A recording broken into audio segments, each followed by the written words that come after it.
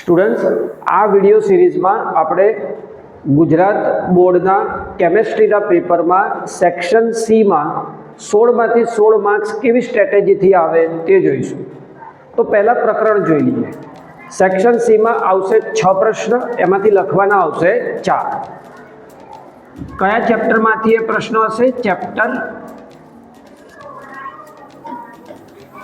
Chapter 1, 2, 3, 5, 7, 8.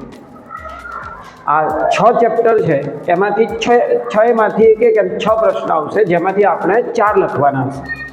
એમાં આજે chapter 5માં કયા પ્રકારના પ્રશ્નો અત્યાર સુધી પૂછાયેલા છે તે જોઈએ. આ ચેપ્ટર 5ના પ્રશ્નો છે, તમે સ્ક્રીનશોટ પણ લઈ શકો. જાણીને આશ્ચર્ય થશે કે સંયોજકતા બંધનવાદને લગતા પ્રશ્નો સૌથી વધુ પૂછાયેલા છે. સ્ફટિક ક્ષેત્રવાદ ઓછી વખત પૂછાયેલો છે. સંયોજકતા બંધનવાદને લગતા પ્રશ્નો બરાબર કરવા ખાસ સૂચના છે. સંયોજકતા બંધનના આધારે આની ઇલેક્ટ્રોન રચના, સંકરણ, ચાકમાત્રા, ભ્રમણનો પ્રકાર જણાવો. આ એકવાર સ્ફટિક ક્ષેત્રવાદ નહીં પણ રંગનો સિદ્ધાંત પ્રશ્ન પૂછાયેલો છે. સ્ફટિક ક્ષેત્રના આધારે રંગ. ધાતુ કાર્બોનિલમાં બંધનના સ્વભાવની ચર્ચા કરો. અચ્છા, એ જોયું છે કે હંમેશા આમાંથી 2 નાના પ્રશ્નો હોય છે.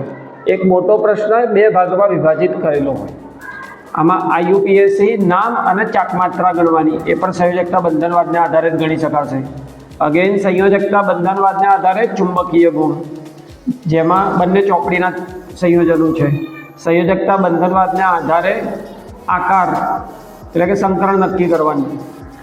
આ એક CFT દ્વારા સ્ફટિક ક્ષેત્ર સિદ્ધાંત દ્વારા આ ઉદાહરણ સમજાવવાનો પ્રશ્ન પૂછાયો છે.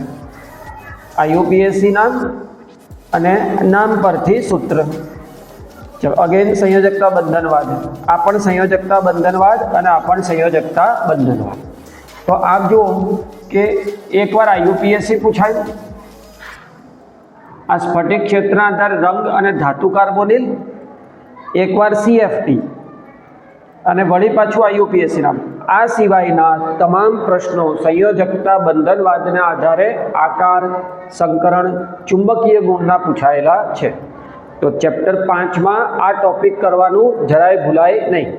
અને આ પ્રમાણે તૈયારીની તમારી સ્ટ્રેટેજી ચેપ્ટર 5 માટે રાખશો તો પૂછાયેલો પ્રશ્ન તમને આવડતો જશે.